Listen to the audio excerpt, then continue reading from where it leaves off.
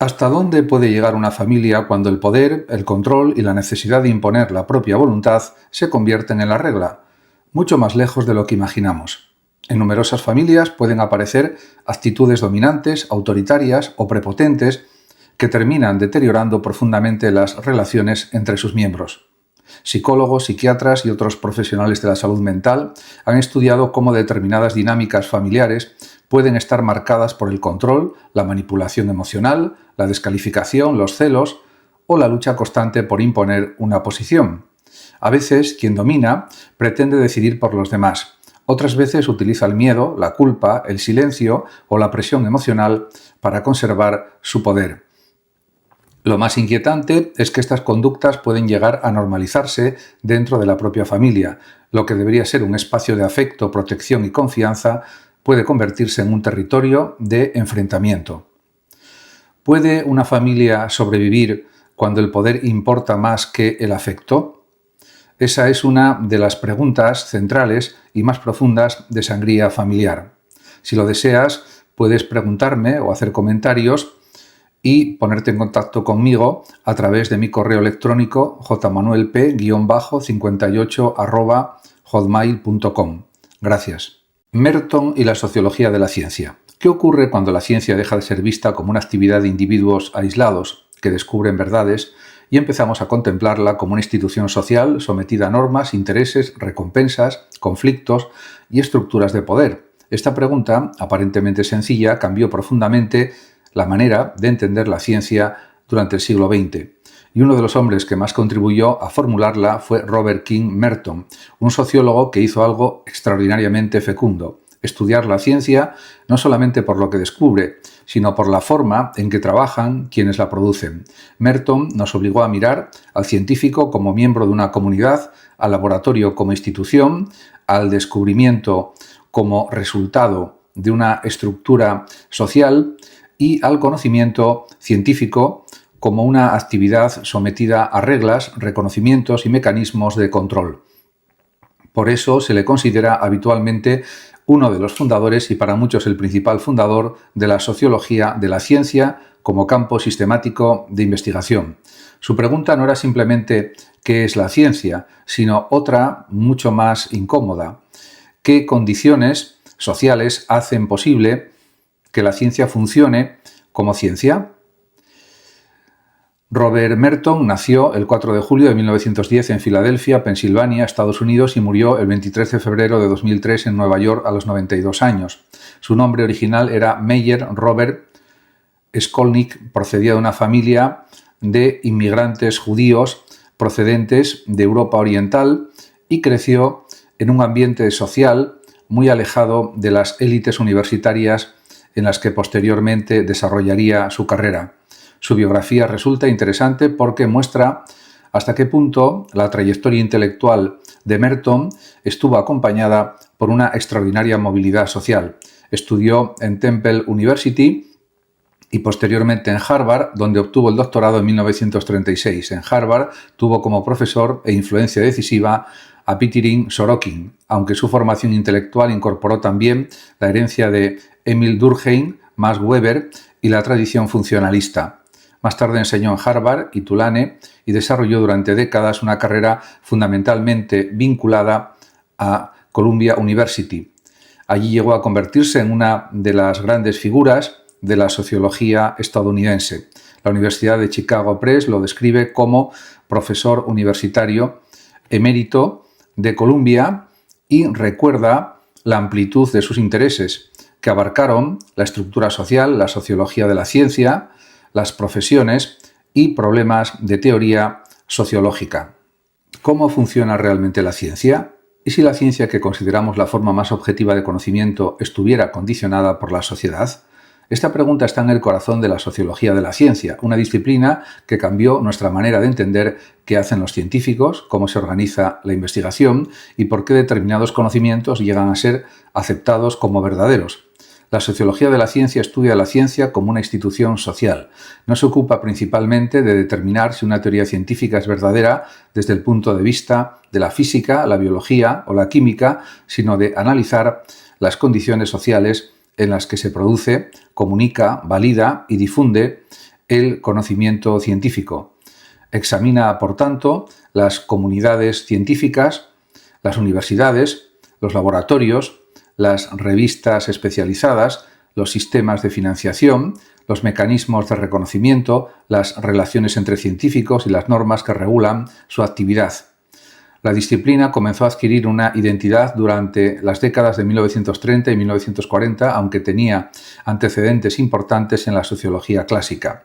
Emil Durkheim había mostrado que incluso las formas de pensamiento están relacionadas con la organización social, mientras que Max Weber había estudiado las relaciones entre conocimiento, valores, instituciones y procesos históricos. Sin embargo, fue Robert Merton quien desarrolló de manera sistemática un programa específicamente dedicado a estudiar socialmente la ciencia. Merton publicó en 1938 Ciencia, Tecnología y Sociedad en la Inglaterra del siglo XVII, obra fundamental para analizar las relaciones entre determinados valores culturales, estructuras sociales y desarrollo científico. Posteriormente, en 1942, formuló su célebre análisis del ethos científico, identificando 4 normas éticas ideales: comunalismo, universalismo, desinterés y escepticismo organizado. Según esta perspectiva, la ciencia funciona gracias a una comunidad que comparte conocimientos, evalúa las afirmaciones mediante criterios impersonales, intenta limitar los intereses particulares y somete permanentemente sus resultados a crítica.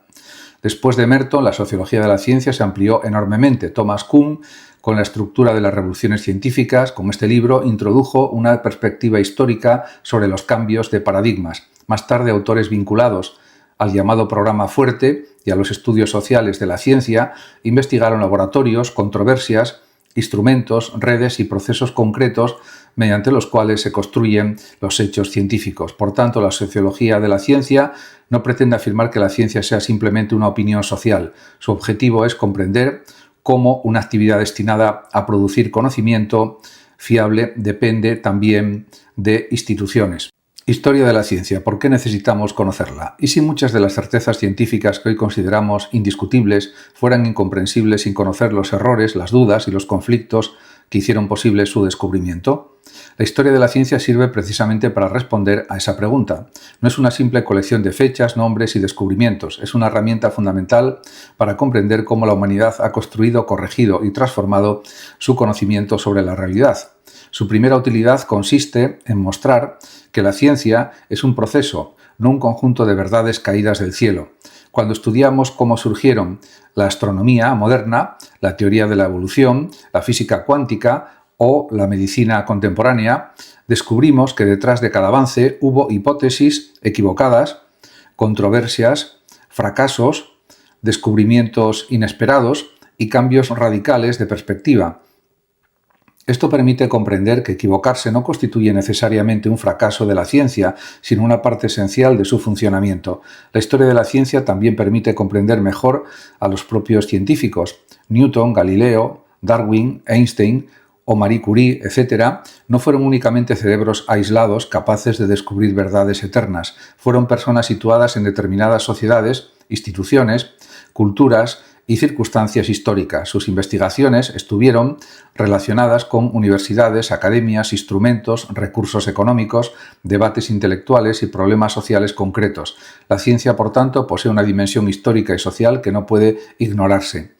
También permite comprender que la ciencia no avanza de manera aislada, sino en diálogo permanente con la filosofía, la política, la economía y la cultura. Estudiar su historia revela además quién pudo investigar, quién quedó excluido y cómo cambiaron esas posibilidades, y actualmente esto se investiga y se estudia. Otra utilidad fundamental consiste en combatir una visión excesivamente dogmática de la ciencia. Conocer que teorías consideradas indiscutibles en una época fueron posteriormente modificadas o abandonadas nos enseña que el conocimiento científico es provisional y revisable. Pero esto no significa que todas las opiniones tengan el mismo valor. Precisamente la historia muestra cómo la ciencia mejora cuando somete sus afirmaciones a observación, experimentación, crítica y contraste. Además, la historia de la ciencia ayuda a comprender el presente. Muchas tecnologías actuales, desde Internet hasta la inteligencia artificial, la energía nuclear o las vacunas, entre otras muchas, son el resultado de procesos científicos acumulativos desarrollados durante décadas o incluso siglos. Conocer ese recorrido permite valorar mejor tanto sus posibilidades como sus riesgos. Finalmente, estudiar la historia de la ciencia tiene una dimensión profundamente educativa. ¿Podemos confiar siempre en la ciencia? ¿Y si mañana los científicos nos dijeran exactamente lo contrario de lo que nos aseguran hoy? ¿Significaría que la ciencia nos ha engañado? Esta pregunta contiene una de las mayores paradojas de nuestro tiempo. Necesitamos confiar en la ciencia, pero la propia ciencia nos enseña que ninguna afirmación humana debe quedar fuera de la duda, la comprobación y la revisión. De esta forma, confiar en la ciencia no significa creer ciegamente en los científicos, significa confiar en un método que permite formular hipótesis, observar, experimentar, comparar resultados, detectar errores y corregir conclusiones. La ciencia no garantiza que todo lo que afirma sea definitivamente verdadero. Ofrece procedimientos para acercarnos progresivamente a explicaciones más sólidas y fiables. La historia científica demuestra por qué esta distinción es fundamental. Durante siglos se aceptaron explicaciones que posteriormente fueron abandonadas. La astronomía geocéntrica dominó durante mucho tiempo hasta que nuevas observaciones y teorías transformaron nuestra comprensión del universo. La física newtoniana parecía explicar prácticamente toda la realidad física, pero posteriormente Einstein mostró que era necesario ampliar radicalmente nuestra concepción del espacio, el tiempo y la gravedad. La medicina también ha modificado continuamente sus tratamientos a medida que aparecían nuevas evidencias. ¿Significa esto que la ciencia no merece confianza? Todo lo contrario, precisamente porque puede corregirse, merece una confianza racional. Una institución intelectual mucho más peligrosa sería aquella que afirmase poseer verdades definitivas y se negara a modificarlas ante nuevas evidencias. Pero debemos distinguir también entre ciencia y científicos. Los científicos son seres humanos y pueden equivocarse, competir, interpretar incorrectamente los datos o incluso actuar movidos por intereses personales o económicos. Además, las investigaciones pueden estar condicionadas por sistemas de financiación, intereses empresariales o presiones institucionales. Por eso la ciencia necesita mecanismos colectivos de control, revisión por otros investigadores, publicación de resultados, replicación de experimentos, debate académico y crítica permanente. También debemos desconfiar de una utilización superficial de la palabra ciencia. Que alguien diga los científicos han demostrado no convierte automáticamente una afirmación en conocimiento científico. Hay que preguntar quién lo ha demostrado, mediante qué investigación, con qué evidencias y si existen resultados independientes que confirmen la conclusión. La verdadera confianza científica, por tanto, no es una confianza absoluta, es una confianza crítica. Aceptamos provisionalmente las mejores explicaciones disponibles. ¿Puede la ciencia convertirse en un peligro? ¿Y si aquello que puede salvar millones de vidas también pudiera destruirlas? Esta es una de las grandes paradojas de la ciencia actual. La ciencia nos ha permitido combatir enfermedades, prolongar la vida, viajar por el espacio y comunicarnos instantáneamente a través del planeta. Pero también ha hecho posible fabricar armas capaces de destruir ciudades enteras. La cuestión, por tanto, no es si la ciencia es buena o mala, sino algo mucho más inquietante. ¿Qué hacemos los seres humanos con el poder que la ciencia nos proporciona? Esta es una de las grandes preguntas. La ciencia en sí misma busca comprender la realidad, formula hipótesis, realiza experimentos, analiza evidencias y construye explicaciones. Pero los conocimientos científicos pueden convertirse en herramientas con consecuencias muy diferentes. El mismo conocimiento puede utilizarse para curar o para destruir, para liberar o para controlar. El ejemplo más dramático es la energía nuclear. Las investigaciones de la física nuclear permitieron comprender la estructura del átomo y desarrollar tecnologías capaces de producir enormes cantidades de energía. Pero esos mismos conocimientos hicieron posible la construcción de armas nucleares. Desde 1945, la humanidad posee la capacidad tecnológica de provocar una destrucción de dimensiones extraordinarias. El problema ya no es científico, sino político, moral y civilizatorio. Algo parecido ocurre con la biología. El conocimiento de los microorganismos, de los virus y de la genética ha permitido desarrollar vacunas, tratamientos y técnicas médicas extraordinarias, pero ese mismo conocimiento puede utilizarse de manera irresponsable para producir agentes biológicos peligrosos. Cuanto mayor es nuestra capacidad para intervenir sobre la naturaleza, mayor puede ser también nuestra responsabilidad. La inteligencia artificial plantea hoy otra cuestión. Sus aplicaciones pueden mejorar la medicina, la investigación, la educación y la productividad, pero también pueden facilitar la manipulación de información, la vigilancia masiva, la automatización de determinados sistemas militares o la difusión de contenidos falsos. La tecnología no determina por sí sola el resultado, son las decisiones humanas y las instituciones las que orientan su utilización.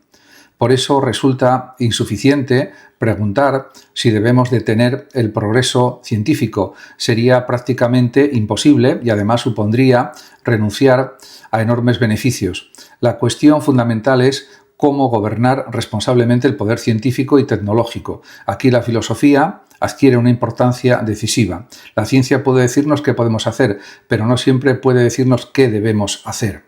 ¿Qué le debemos realmente a la ciencia? ¿Te imaginas cómo sería tu vida si mañana desapareciera todo lo que la ciencia ha hecho posible? No habría teléfonos móviles, internet, antibióticos, anestesia, vacunas, electricidad moderna, aviones ni satélites, pero tampoco podríamos comprender muchas de las cosas que damos por evidentes. ¿Por qué llueve? ¿Cómo funciona nuestro cerebro? ¿Qué son las estrellas? ¿O de dónde procede la vida? La ciencia no es simplemente un conjunto de conocimientos, es una de las grandes fuerzas que han transformado radicalmente nuestra existencia. Esto es indudable.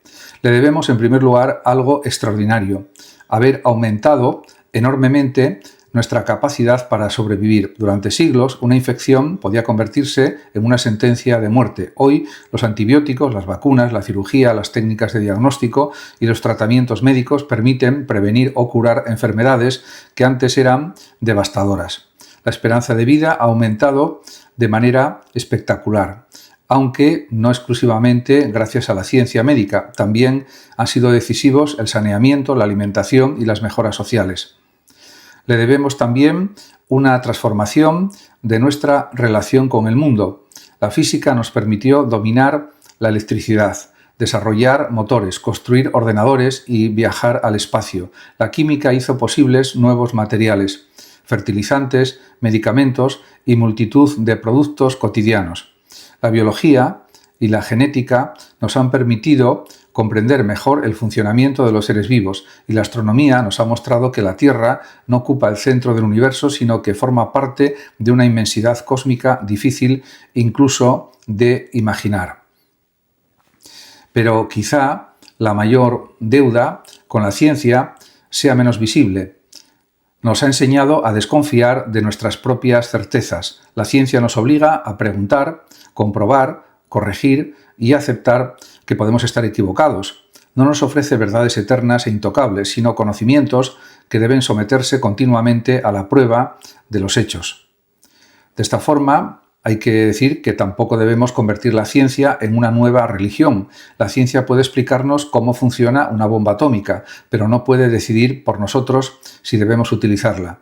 Puede desarrollar inteligencia artificial, pero no determinar qué límites éticos debemos imponerle. Puede prolongar la vida, pero no responder por sí sola a la pregunta de qué hace que una vida sea verdaderamente buena.